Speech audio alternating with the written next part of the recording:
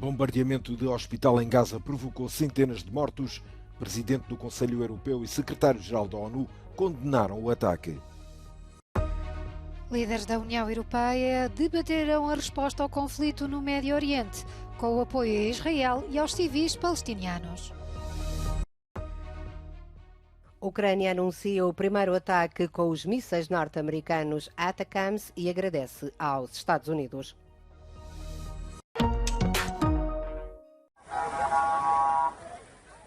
O choque e a indignação espalharam-se por todo o Médio Oriente e além, depois de centenas de pessoas terem sido mortas na sequência de um ataque a um hospital na cidade de Gaza.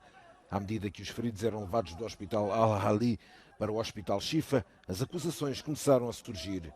O Hamas diz que a explosão foi provocada por um ataque aéreo israelita.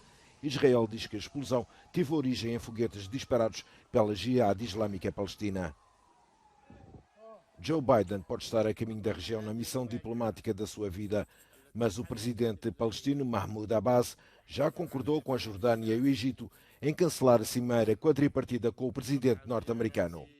O presidente do Conselho Europeu foi rápido a condenar o ataque ao hospital. We got this information when we were together during this virtual meeting with the leaders. It seems to be confirmed, and an attack against a civilian infrastructure is not in line with the international law. Os protestos eclodiram em toda a região, em particular na Cisjordânia, administrada pelos palestinianos, e no sul do Líbano, que é controlado pelo Hezbollah. O grupo militante islâmico apelou para um dia de raiva sem precedentes nesta quarta-feira. O secretário-geral da ONU, António Guterres, condenou o ataque ao hospital e pediu um cessar-fogo humanitário imediato. Um minuto de silêncio pelas vítimas do conflito entre o governo de Israel e o movimento Hamas, bem como os dos atentados terroristas na Bélgica e em França. Foi assim que começou a Cimeira Extraordinária dos líderes da União Europeia por videoconferência terça-feira, para definir uma posição comum sobre o reacender do conflito no Médio Oriente. Israel tem o direito de se defender, mas com regras. When you cut the basic infrastructure, when you cut access to water, when you cut electricity, if you don't allow food to be delivered, this is not in line with the international law. A necessidade de clarificar uma posição comum surgiu após a viagem da Presidente da Comissão Europeia a Israel na semana passada, onde foi acusada de passar um cheque em branco a Israel. A ajuda humanitária à Palestina também esteve no âmago de uma falha comunicacional no Executivo Comunitário, com um comissário a exceder as suas competências. Ursula von der Leyen reiterou que esse apoio é para manter e clarificou a sua posição sobre o conflito. It is Hamas who are the terrorists, not the Palestinian people, so we have to care for the Palestinian people and their humanitarian needs. There is no contradiction in standing with Israel in solidarity and acting for the humanitarian needs for the Palestinians. A libertação imediata dos cerca de 200 reféns israelitas sem condições prévias foi um dos apelos dos líderes europeus. A nível geopolítico, o Conselho Europeu analisou as estratégias para evitar uma escalada do conflito a nível regional e medidas para conter o aumento do extremismo islâmico na Europa.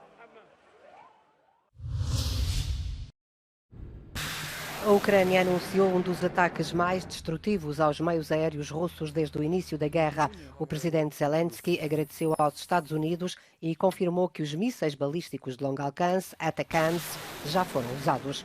І сьогодні особлива вдячність Сполученим Штатам. Наші домовленості з президентом Байденом виконуються. Виконуються дуже влучно. Атакамси себе показали. Avdiivka, na região oriental de Donetsk, continua a ser um ponto crítico na linha da frente, onde as forças russas lançaram uma série de ataques, na sua maioria mal sucedidos, contra posições ucranianas. A polícia da região de Donetsk anunciou que retirou todas as crianças de 12 localidades da linha da frente naquela área. Mais ataques ao longo de centenas de quilómetros da linha da frente ucraniana são esperados nas próximas semanas.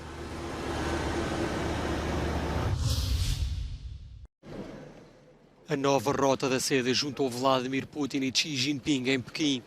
Os presidentes de Rússia e China encontraram-se sob o pretexto do terceiro Fórum para a Cooperação Internacional, que reuniu 2 dezenas de chefes de Estado na capital chinesa.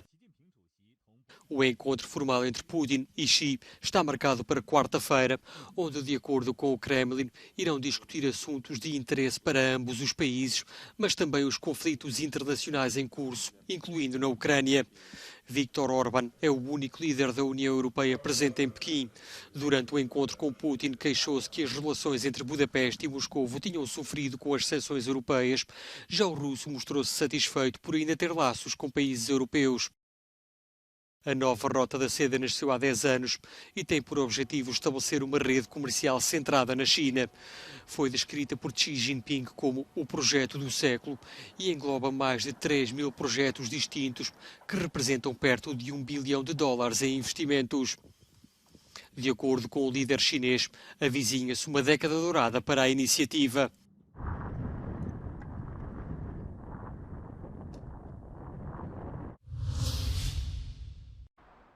Um dos acordos universais de regulação do armamento nuclear está prestes a perder um subscritor de peso. Trata-se do Tratado de Interdição Completa de Ensaios Nucleares, escrito há 27 anos e assinado por 151 países. O Parlamento russo aprovou por unanimidade um projeto de lei que revoga a ratificação do documento, quer isto dizer que anula o compromisso de não efetuar, participar ou promover ensaios ou explosões nucleares. Os deputados respondem desta forma ao discurso do presidente russo, Vladimir Putin, que por várias vezes criticou o facto da Rússia ter aprovado e ratificado o tratado em 1996, enquanto os Estados Unidos nunca o fizeram. O projeto de lei ainda tem de ser votado mais 2 vezes antes da Rússia poder rasgar o tratado. A aprovação na Câmara Baixa por 412 dos 450 deputados deixa antever a decisão.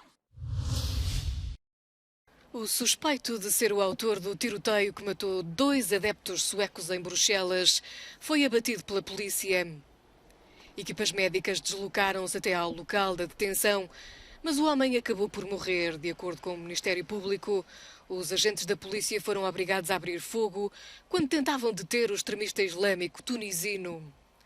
O primeiro-ministro belga declarou que o país não vai ceder perante o terrorismo. Terrorism is directed against people everywhere.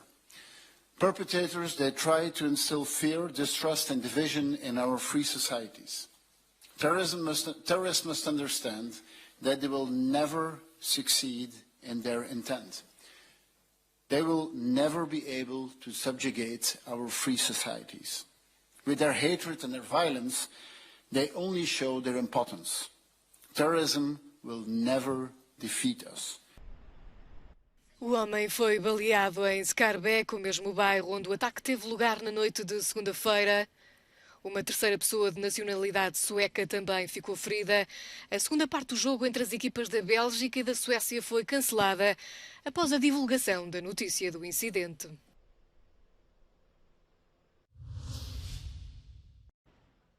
Numa operação conjunta das polícias italiana e espanhola, 58 pessoas foram detidas por envolvimento numa vasta rede de tráfico de droga.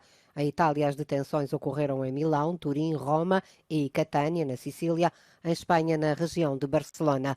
Os agentes apreenderam bens no valor de 129 milhões de euros.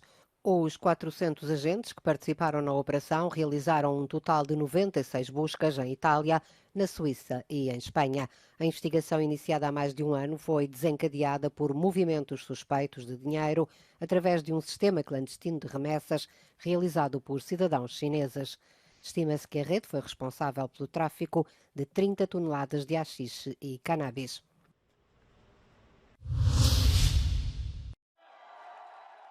Donald Tusk está no bom caminho para se tornar no próximo primeiro-ministro da Polónia, regressando a um cargo que já ocupou entre 2007 e 2014.